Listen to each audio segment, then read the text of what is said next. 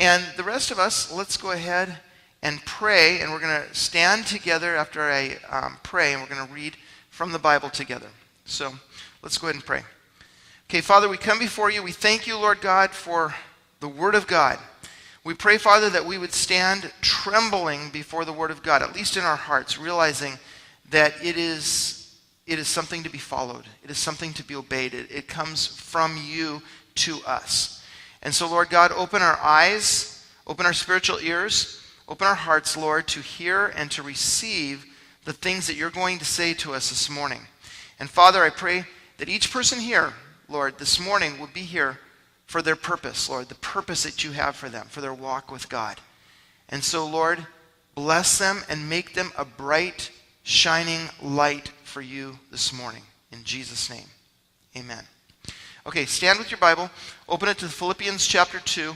We're going to read verses 15 to 23 this morning, and we might actually get through that section of Scripture as we study it together. Philippians chapter 2, verse 15. You're going to read it out loud with me. So, ready? Begin. That you may become blameless and harmless children of God, without fault in the midst of a crooked and perverse generation, among whom you shine as lights in the world. Verse 16. Holding fast the word of life, so that I may rejoice in the day of Christ, that I have not run in vain or labored in vain. Yes, and if I am being poured out as a drink offering on the sacrifice and service of your faith, I am glad and rejoice with you all. For the same reason, you also be glad and rejoice with me. But I trust in the Lord Jesus to send Timothy to you shortly, that I also may be encouraged when I know your state. For I have no one like-minded who will sincerely care for your state. For all seek their own, and not the things which are of Christ Jesus. But you know his proven character, that as a son with his father, he has served with me in the gospel. Therefore I hope to send him at once as soon as I see how it goes with me. And we'll end it there. Okay, thank you. As we read that section together, that is what we're going to be going over this morning. And I actually talked a little bit last week as I was talking about serving the Lord with fear and trembling. And I closed on the part about shining as lights in a dark world. And I want to talk about shining as lights in a dark world. We're going to kind of break down that verse 15, and hopefully get through verse 23 this morning. Now, the idea of shining as a light in a dark world until the day of Christ. You see, the Lord has left us here when you got saved. When you got saved, you didn't just die and then go to heaven. You didn't ask Jesus in your heart, and then all of a sudden God just said, okay, let's beam him up. And instantaneously you're standing before God's throne. That didn't happen. God left you here. But he didn't leave you here just to fend for yourself and just to survive and just to make money and just to put food on the table and just to do the daily grind. That's not the whole thing. It's for the Lord to be present in all of that. That's what it's for. It's for the Lord to be present in your home and present in your workplace. Present on your tongue. That he is filling your life completely. And so he left you here to shine for him, to show who he is, to let his light, because he's the light of the world, let his light shine in you and through you. And so we went over that verse, working out your salvation with fear and trembling. Well, what are you working out? You've got the light of God in you, and you're working out the light of God. So people could see it. You're not keeping it hidden under a bushel. You're not just like, okay, this light is mine, but no, I'm going to let it shine. I'm going to let other people see who Jesus is and what Jesus can do in a life. And so the idea of letting your light so shine in this world, because notice what it says in verse 15 there. It says that you may become blameless and harmless children of God without fault in the midst of a crooked and perverse generation, among whom you shine as lights in the world. So you shine as lights among each other, but you also shine as lights among those people that are in the world around you. And I believe that this is what we are called to do.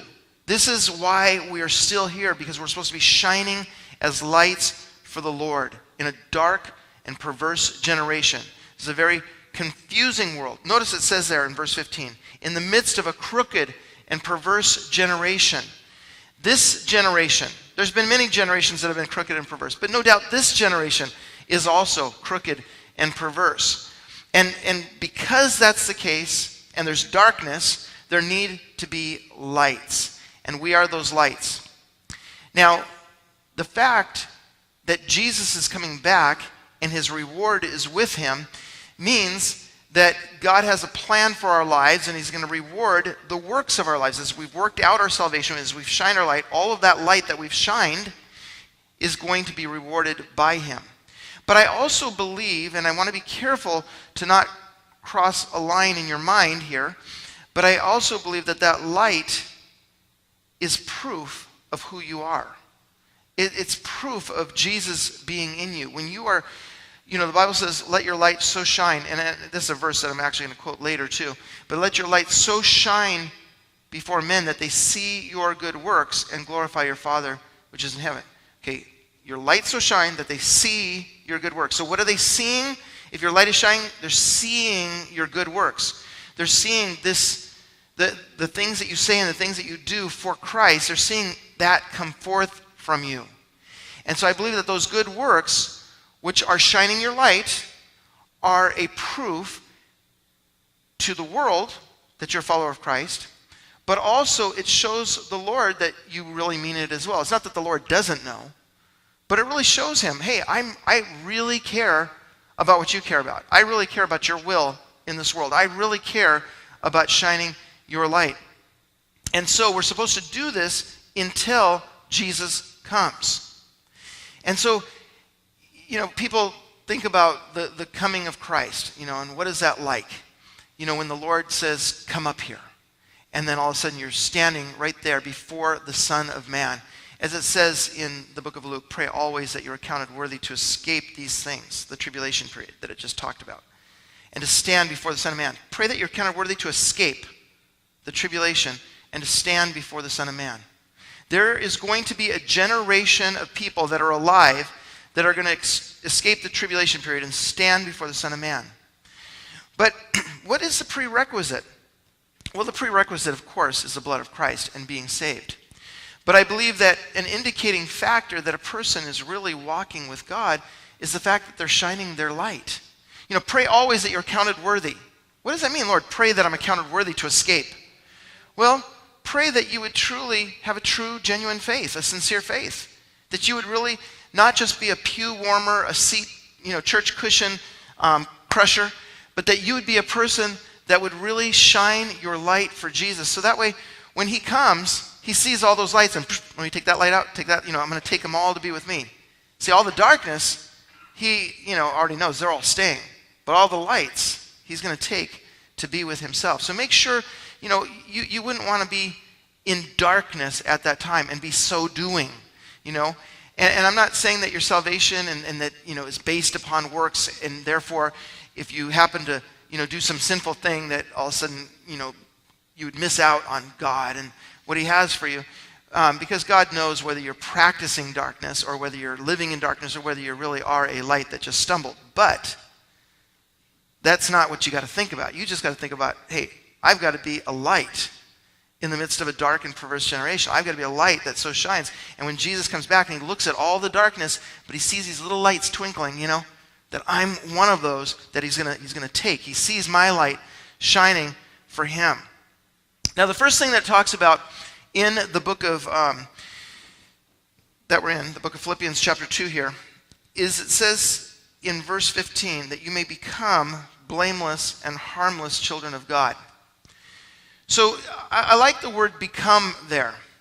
It means that we are being transformed by the renewing of our minds. It means that God is making us into something new. We've been sanctified, set apart by God from our sinful nature to now live for God.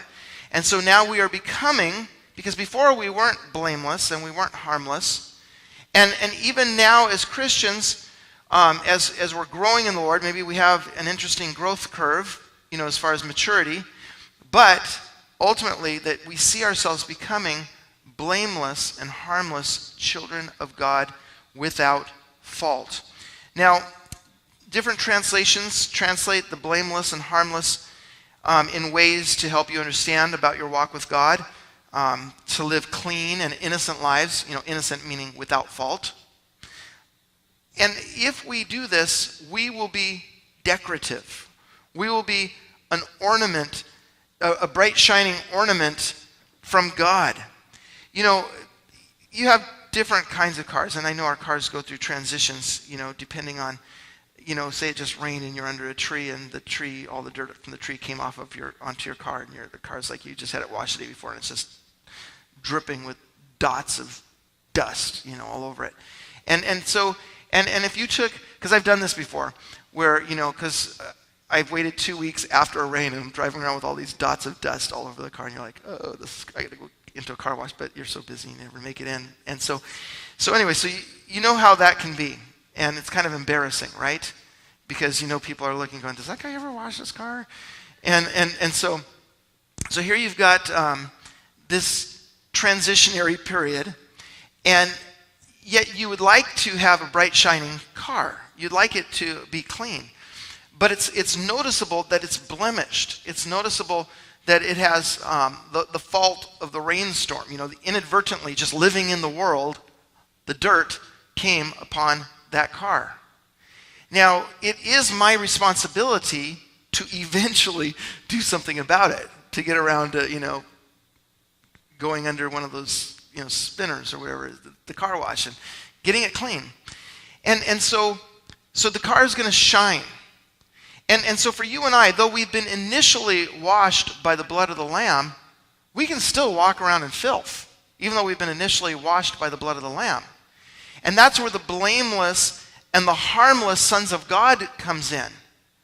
And the word blameless, of course, speaks of being without blame or unblameable. That, we're coming before the Lord constantly, so that way we will be unblameable, living clean and holy lives before Him. We read about how Paul said in chapter 2, he says, in my absence, all that much more, you need to be obedient and work out your salvation with fear and trembling. And so Paul wasn't going to be around for them to think, oh, Paul's watching us, let's make sure we're really living for God. And so the obedience, of course, was something that would be the thing that would be pleasing to God. And then that would be the blameless, because I'm obeying God, so therefore I'm living without blame in my life. And then also the second part was that we would have fear and trembling. And so if I'm taking seriously my walk with God enough, and I'm coming to Bible study and I'm listening to His Word, and it's like the Word is jumping off the page and hitting me and shaking my heart up a little bit, all of that is going, my desire for obedience, my fear and trembling at His Word, is going to help me to live that pure life before Him, that blameless, harmless life, that innocent life without fault. Now, to be without fault, there's scriptures in Thessalonians that talk about Christians not defrauding one another in sexual matters. There's a scripture that says that. And that you could actually take advantage of somebody else within the body of Christ in a sexual way. Well, that wouldn't be without fault. And so therefore, if you wonder how to live without fault, the things are really pretty obvious. For instance, there's scripture that talks about a brother suing a brother and going to court, and before unbelievers. Now, it doesn't mean that, if a person, has taken lots of your money and they won't repent, and that you couldn't choose to say, well, they must really be an unbeliever or something, and take them to court. But it's not saying you could never do that. It's just saying that you've got to be concerned about your witness, and that you can't make the church look bad. You can't make Christians look bad, because you're just like, oh, I'm going to sue you, I'm going to take you to court, and rather than trying to work things out, and hey, let's get the pastor involved here, or a Christian lawyer to try to arbitrate this or something. And so often, Christians are not concerned about their witness before the world. And so therefore, that's why so many people look at Christianity and go, well, look at these Christians. Because they've seen, now obviously, I think there's a lot of Christians that are really living for the Lord. But because there's a lot of Christians or so-called Christians who aren't really living for the Lord, it really does mar the witness. And so the light isn't really shining in this world. from many and giving people a tainted view of Christianity. And so when you're a part of a church, you treat your church family as family. And so you walk in innocence and a heart of innocence toward them. In the world, you're looking at, okay, am I doing this God's way? Am I walking in the Spirit? Am I really trying to honor and glorify Christ in these decisions I'm making, in these places I'm going, in the doors I'm opening, and all of that? Am I really doing that? And so that would be part of being blameless and harmless. Now we understand that not all of us have always been blameless and harmless. In fact, Corinthians says, after it gives a list of sins, it says, such were some of you. But now you're washed, now you're sanctified, you're cleansed by the blood of Jesus Christ. So through the blood of Jesus Christ, you are blameless. And to be blameless doesn't mean that a person never sins again, but it does mean that you know how to go quickly to the throne of grace, and you know how to, be careful in this world. Walk carefully that you're not hurting anybody else and that you're keeping a right heart before God. And so then the world, when you've chosen to now live blamelessly and harmless in the world looks at you and they think that you're strange now, because you're not running with them and doing the same kinds of things that they're doing. But you are now a new man, a new woman. Old things have passed away. Behold, all things have become new. God is forming in you his new creation, giving you a brand new heart. And so everything that the Lord is beautiful. And as you're beholding the face of the Lord and seeking him and drawing near to him, when you do that, you also begin to reflect him. And the beauty of the Lord that shines so greatly, there's a movie coming out, I don't know if it's going to be good or not, but it's coming out in a few months called Son of God. And, shows Jesus feeding the 5,000 and all the, typical things that you would see from the Bible in the movie. And you look at that and you go, wow, Jesus' light did so shine before men, and they did see his good works and glorify his Father in heaven. And so the perfection, the beauty, the awesomeness, everything of who Jesus is can be seen in us. And that's where we're letting our light so shine before men. And this inner man that the light is coming out of, we're working out our salvation. So this inner man that the light is coming out of is being changed daily. The Bible teaches that our outward man is perishing. But and isn't it? We have to have stupid surgeries for headaches, or that sister's surgery for cancer, or, just all these things. And then the outward man is perishing, but the inward man is being renewed day by day. Day by day. Guys, is that happening in your walk with God? Are you seeing day by day transformation? Day by day handing things over to the Lord? Day by day confessing your faults to the Lord and even to one another? Are you seeing day by day changes? Renewed. The renewing of your mind, that you're starting to think like a Christian. You're starting to have a world perspective from God's perspective. Day by day. And so before, you didn't even care what you did. You didn't care whether it was right or wrong, whatever. But now you desire truth in the inward person. You desire to consider what you're doing and think, is this really pleasing to God? Jesus said that what's happening is all happening inside of a person. I'm paraphrasing what he said, because he says, for within, out of the heart, proceed evil thoughts and adulteries and fornications and thefts and murders out of the heart. So all of the Lord is concerned when he says blameless, that you would be blameless and harmless children of God without fault in the midst of a crooked and perverse generation. When he says that, he's saying that you're going to be blameless and harmless from the heart because Jesus is changing you. Anybody can have conformity to a certain moral standard and look good on the outside, and yet their heart isn't really changed. See, the Pharisees were good at that, weren't they? Jesus says, you wash the outside of the cup, but inside it's full of filth. And so they were pros and experts at outward religion. But the Lord was saying it really is not all about looking like a Christian. It's all about being a person who has the light of the Lord in them, and so shining that light. There's a scripture in Romans 13:10. And in Romans 13:10, it says that love does no harm to a neighbor. I think that's New King James. King James says it does no ill to a neighbor. Okay? Therefore, love is the fulfillment of the law.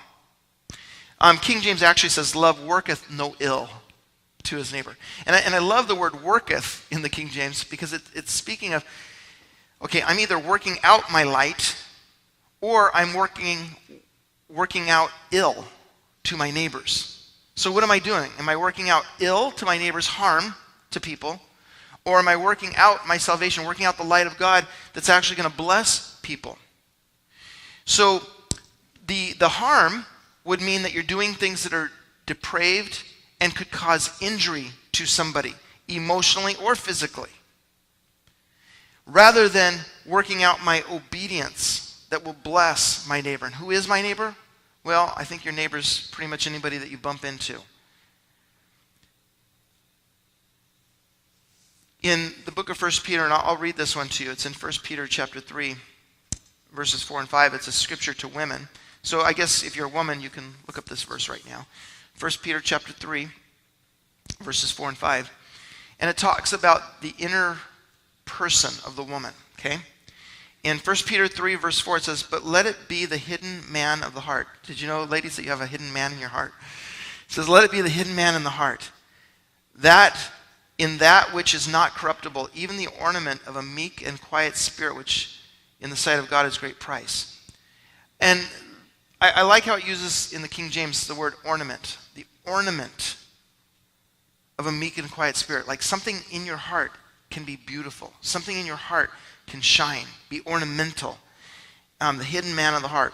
Verse 5 of 1 Peter chapter 3 says, for after this manner in the old time, the holy women also who trusted in God adorned themselves, being in subjection unto their own husbands. So there was something about the way that they lived out their life with their marriage and their family that was beautiful in the sight of God and really shined. And as Christians, if we can't shine in our home, if we can't shine on the job, if we can't shine in the neighborhood and in the marketplace, then where in the world are we shining? If we're not showing forth the work of God and we're not speaking about the work of God. And I understand that sometimes we forget. And sometimes we maybe put it aside because we feel like we just don't want to get involved. You know, I was at a store with my wife yesterday evening, and we were talking to the girl that worked there, and I said something about being a pastor, but I didn't even think, like it didn't even enter my mind to start witnessing to that young lady. And the reason why I say it that way is because my wife immediately just asked her, you know, and it was a simple question. I can't remember the exact question, but, you know, has anybody ever explained to you the good news of Jesus Christ? And the girl said no. And which is the case. Probably most people have not had somebody one-on-one explain to them the good news of Jesus Christ. Okay? So most people in your life, even though maybe they've turned on TV or went past a Christian radio station, maybe have heard something about Jesus, but they've never had anybody explain to them how to be saved. And so she said no, in honesty. And she said that she says it was interesting that my wife was talking to her because she just gave up drinking last week. And, you know, like, just interesting timing of her life of making changes. And so she, you know, just simply laid it out, but it was in such a perfect way for that girl, I could tell. And I'm just the whole time thinking, I can't believe I didn't even think of saying anything to her. I mean, we're in this conversation, like it didn't even, and I'm just like, I'm praying for my wife too. Lord, use this. Lord, speak through her, you know, and like thinking those kinds of things.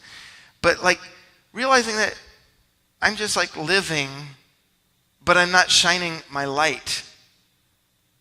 But we've got to shine our lights in this world and adorn ourselves with the gospel. I mean, make the gospel of Jesus beautiful.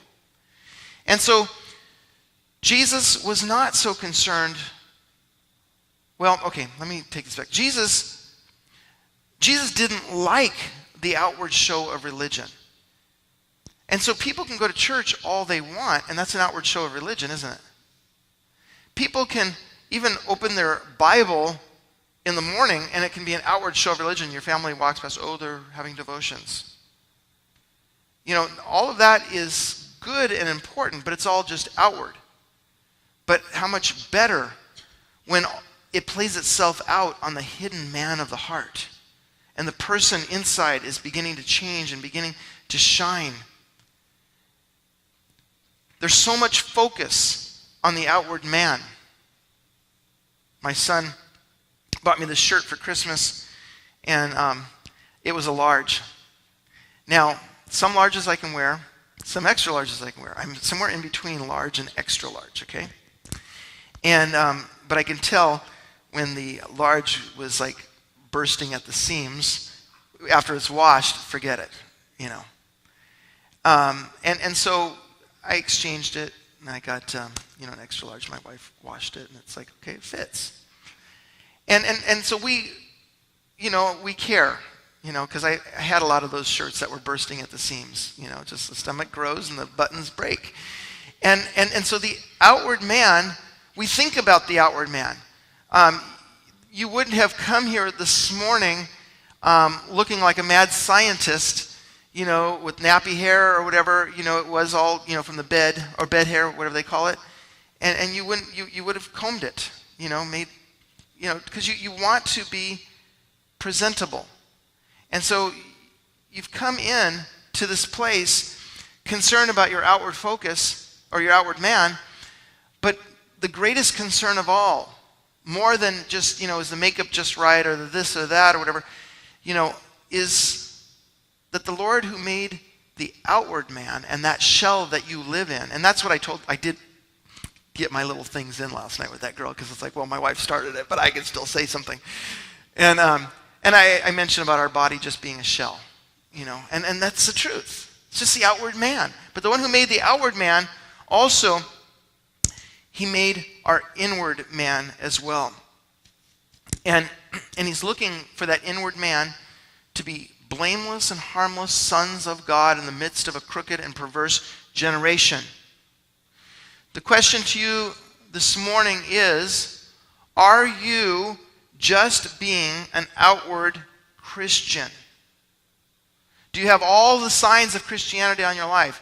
Somebody walks past your car, oh, look, there's a Bible in the dash, Somebody comes by your house and, maybe they walk in and they see a plaque, as for me and my house, we'll serve the Lord. Well, they must be a Christian.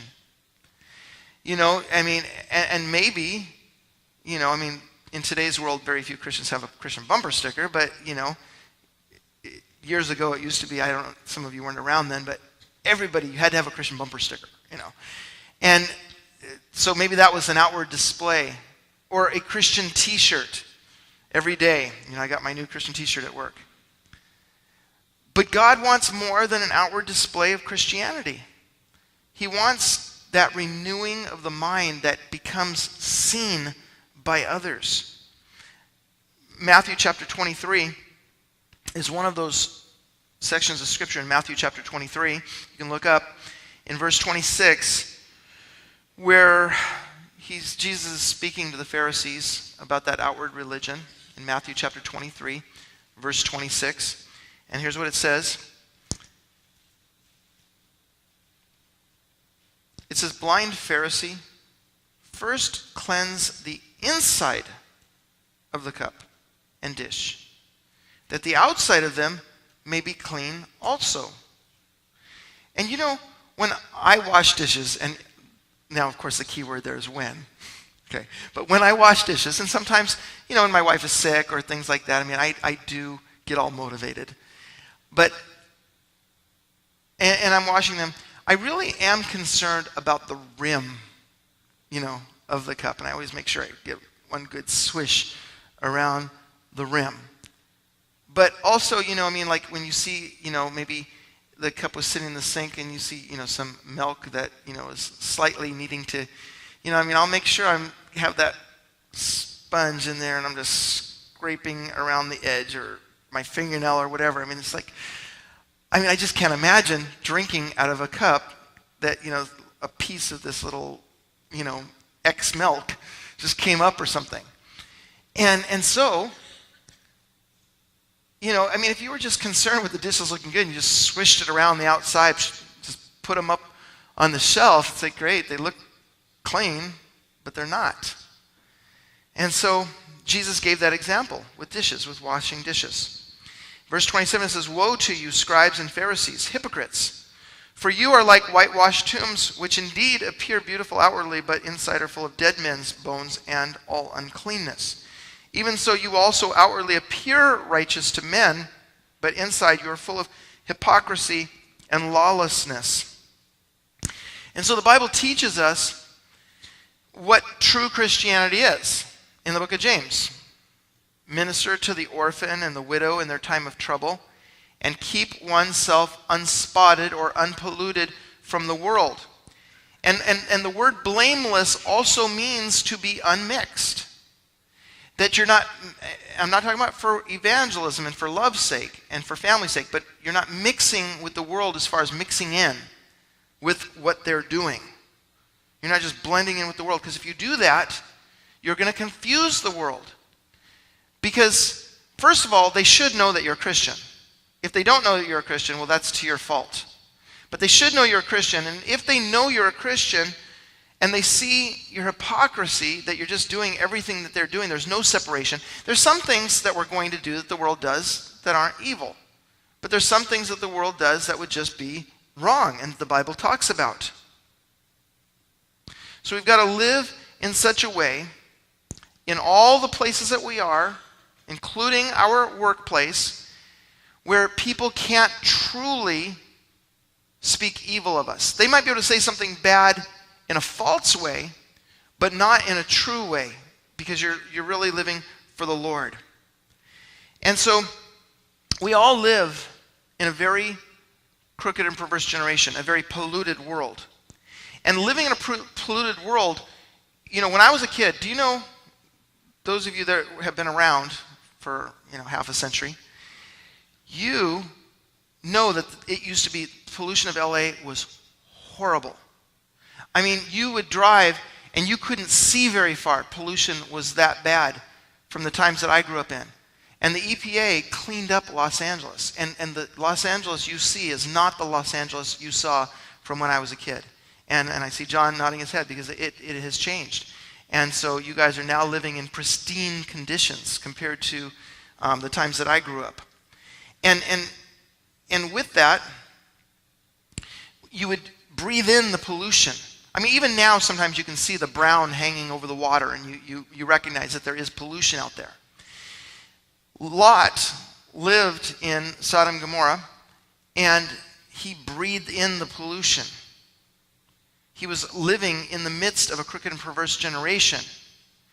And it says that he saw and heard their deeds. And his heart was vexed. It's like, oh, it's bad, it's wrong. And yet, at the same time, in the flesh, you could be, it's bad, it's wrong, but man, my flesh kind of perks up, from that. But it's bad and it's wrong. And that war between the spirit and the flesh going on in this world. But we have to, in order to, continue to shine as lights, we have to be obedient to Jesus until he comes. We've got to live in the midst of this pollution, breathing it in, seeing and hearing lawless deeds, while we're saying yes to Jesus, where we're seeking and trying and living obediently to his word, and that we're not allowing this crooked and perverse world to quench our and snuff out our lights. And when I say quench, because, picture the light as a fire. You're on fire for the Lord. Being on fire for the Lord, you know what that means? That means shining as a light. Because the lamps back then were oil and a fire. And being on fire for the Lord means that your light is lit. So the Lord does care about the church's outside witness to the world. In fact, one of the qualifications for a person that would even want to go into leadership before they're even a leader is this. It says that they would, well, I don't have the entire quote, but it's 1 Timothy 3:7. It says, so as not to fall into disgrace and into the devil's trap. And the part of the verse was that they would, have the people on the outside would have nothing evil to say of them. That there would be a true witness for Christ. And so therefore you'll be blameless and harmless children, or not children, but blameless and harmless sons of God. Imagine that. That you would have the right to be called a child of God. That God would say, you're from my godly line. In the Bible, we're teaching in Genesis. I'm teaching Genesis on Sunday nights here. And Adam and Eve had Seth. And then that began what they called a new godly line, as far as at least temporarily, rather than the line of Cain, who was now a wanderer and a vagabond because of his, being cast away. And so you and I, to be blameless and harmless children of God in this world, sincere and without offense, without fault, that we would approve the things that are excellent, that we might be sincere and without offense until the day of Christ. That's Philippians 1:10. God cares about us being genuine and real and authentic as believers, that our faith is really shining, that we would be people that have no intention on deceiving others. Like Jesus said to that one disciple, here's a man in whom there is no guile. But I will tell you that few men and women are really living as a light in this world. Even as Paul said at the end of what we were reading there in Philippians, he says, all seek their own and not the things which are of Christ Jesus. Like Paul had a hard time back then finding a truly authentic person that thought like him and, was on the same page as him. Are you living as children of God? Are you truly living without fault in this world? Are you truly representing your Father? Now, if you find fault in yourself, what do? You go to the throne of grace boldly. And you find that help, and you find that grace that you need. And then you start living without fault from this point on, from now until he comes. So all the other stuff is prior to now. But then here's the point of repentance, and here's now until he comes. And I think those of you that have been a Christian a long time, haven't you found that you've had to kind of move up the now point at certain points in your walk with God? It's like, okay, from now until he comes. Because, of maybe finding, a moment where you're going to have to come to that throne room of grace. And then it says in verse 15 that you'd be blameless and harmless sons of God in the midst of a crooked and perverse generation. And I want you to notice that term, in the midst. That we're living in the world, but we're not of the world. We're dwelling in the world. We're in the midst of worldly people. We're righteous people living in the midst of twistedness and confusion. I was teaching last week, and I'm still on Noah right now. And by the way, there's some new Noah movie coming out too in February with Crow, whatever his name is. And it looks good. I don't know. Last time there was a Noah movie that came out on TV, I told everybody, hey, watch this Noah movie. And it turned out to be just the stupidest movie you could ever imagine. So I have to be careful about, promoting movies without having watched them. But I am teaching on Noah. And Noah found grace in the eyes of the Lord. Nobody was living for God. He was the only person truly living for God. And God saved his household as well. But Jesus said that the last days will be like the days of Noah. Well, when you think of the days of Noah, you're just going, well, okay, yeah, it says in Genesis 6 the whole earth was filled with violence. Okay, yeah, the whole world is filled with violence. And you go, okay, yeah, these are the days of Noah. Don't stop there. He said it'd be like the days of Noah. Well, Noah was in the days of Noah. And Noah found grace in the eyes of the Lord. Well, guess what?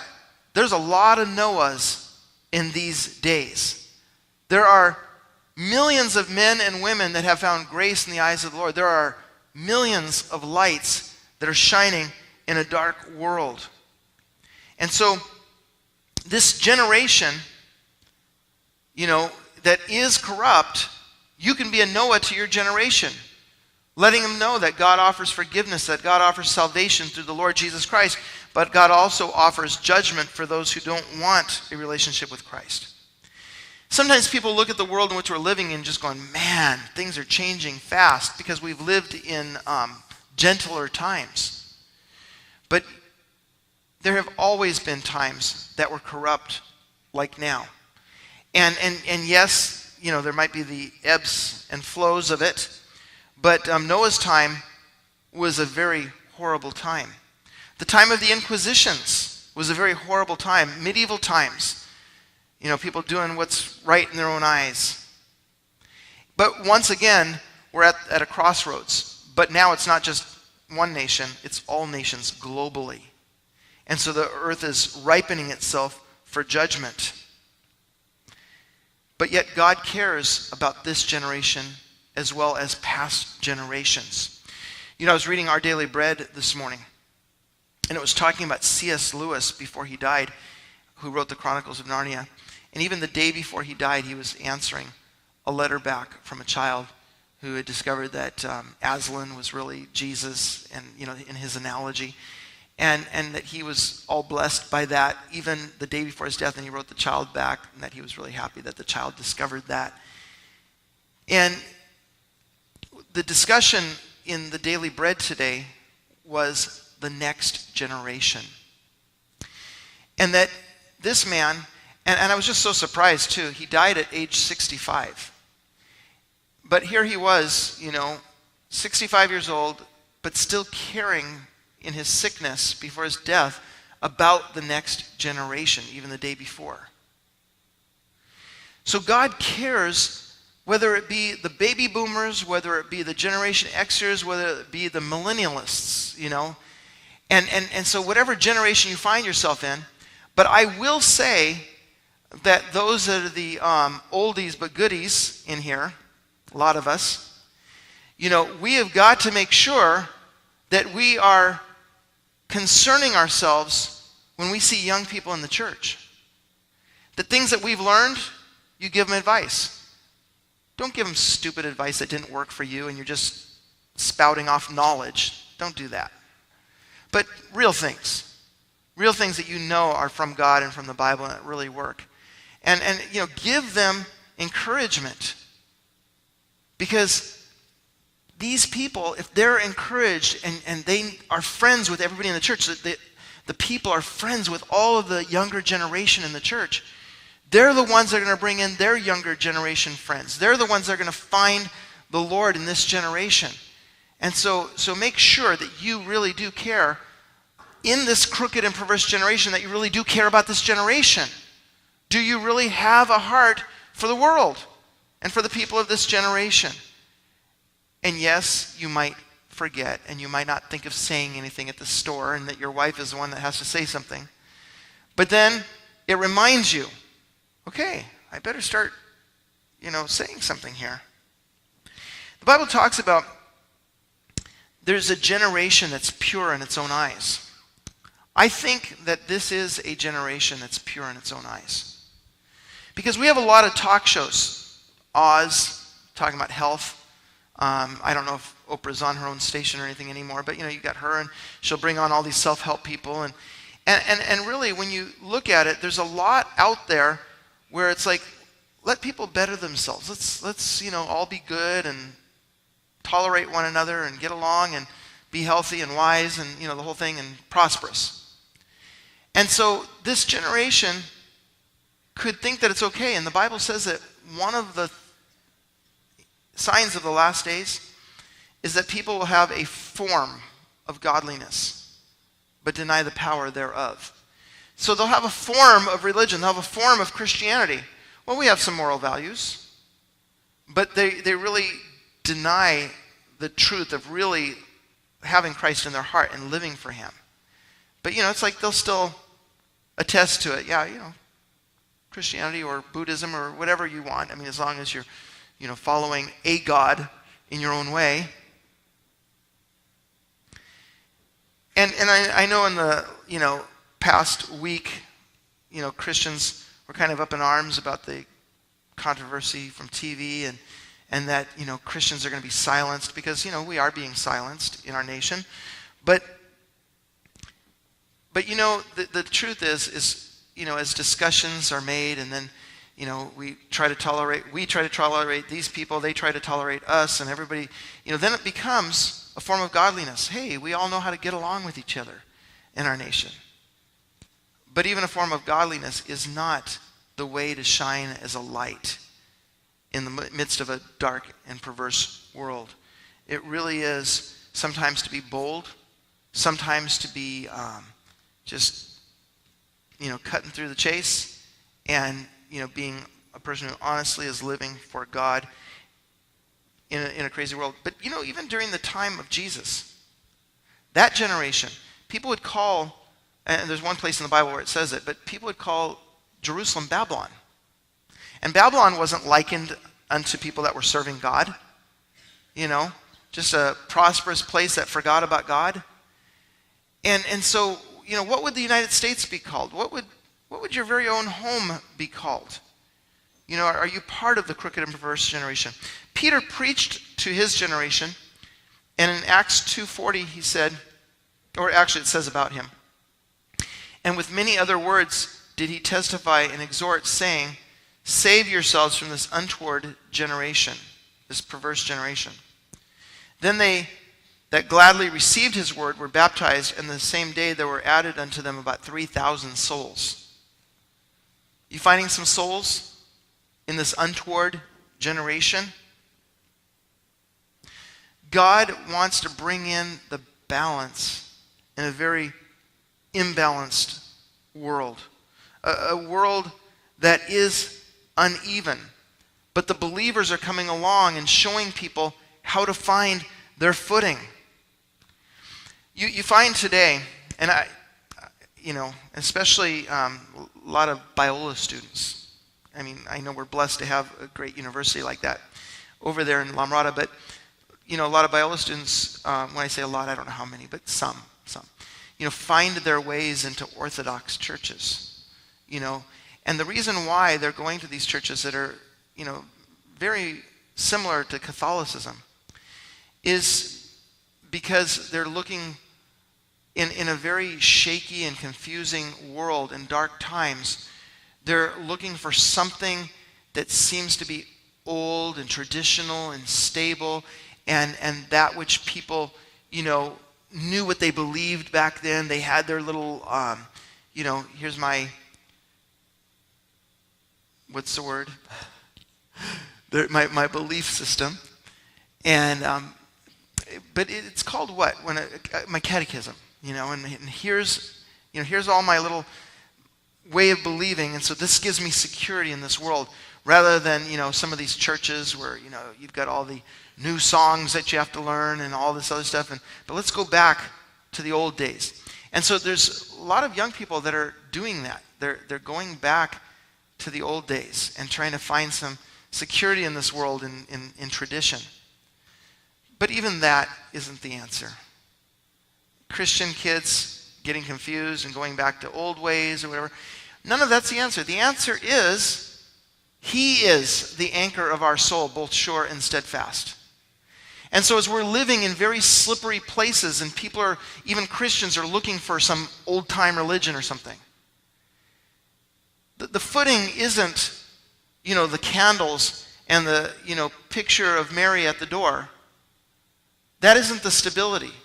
The stability is clinging to the old wooden cross and holding on to Jesus. It's not the liturgy. It's not the anchors of the past, but it's the anchor of your soul. And every young person in this generation needs to hear about Jesus from you. And you can bring it to them. You can bring the rock of their salvation, the stability that will give them equilibrium in a teetering world. The Bible says that the earth shall reel to and fro like a drunkard, and shall totter like a hut. Its transgression shall be heavy upon it, and it will fall and not rise again. And the world is teetering in this generation, and it is going to fall and not rise again.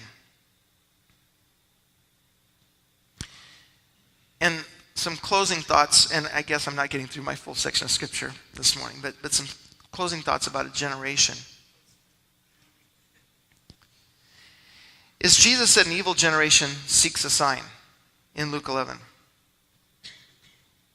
But no sign is going to be given to it except the prophet Jonah. And then he also said, for as Jonah became a sign to the Ninevites, so also the Son of Man will be to this generation. I wonder, why aren't we seeing sometimes all of the signs and the wonders that we want to see? Somebody without an arm, their arm growing back, and somebody without eyes, and then all of a sudden they're seeing. And I'm not saying that God can't do that, and he doesn't do some of those things periodically here and there. But on a regular basis, I think we could all honestly say that we're not seeing a whole lot of that. Okay? So what's up? What's up with the Bible? What's up with God? But it seemed like Jesus was, very clearly saying that, there is a time where what they need to see is they need to see the sign of the Son of God. There's a time when they need to see just changed lives. They need to see people shining as lights. It isn't that all of us are going to go around emptying out all the hospitals because we've prayed for a miracle over everybody's body and everybody was healed. It's not that we shouldn't be bold and do that. That's another teaching another day. But the fact is that they need to see something real. They're going to the past looking for something real. But the real thing they need to see is you. Coming from, we'll say, this church and good teaching. See you going out in the world and truly shining in these dark times. That as your light shines in the darkness and the darkness abounds, God's light will abound all the more in your life. As the media is advertising the corruption of the world relentlessly, yet Jesus can still be seen, heard, and followed through your light that is shining. That God will still take chains off of people's lives. That God will still bring men out of their darkness. Because the Lord is bigger than a crooked and perverse generation. And since he's bigger and he's stronger, so therefore you and I can work with him in pulling these people into the light. Let's go ahead and pray. Lord, we thank you for your word this morning. Lord, I pray that we would truly be filled with light, Lord. Our eyes would be filled with light. Our whole body would be filled with light. And Lord, that we would reflect you and come down from that Mount Zion of prayer, shining and glowing for you, Lord. That people would see, Lord, who we really are, the revealing of the sons of God. That they would see, Lord, that we really have spent time with you.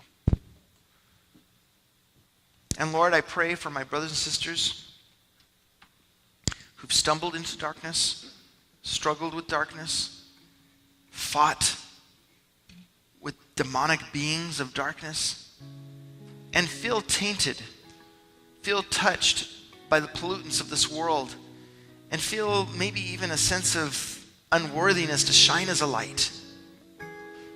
Lord, I pray for my brothers and sisters, Lord, that they would get beyond the self-pity and beyond the personal condemnation and into the stability, Lord, of the rock of Christ, and that they would shine for you, Lord, in a dark world.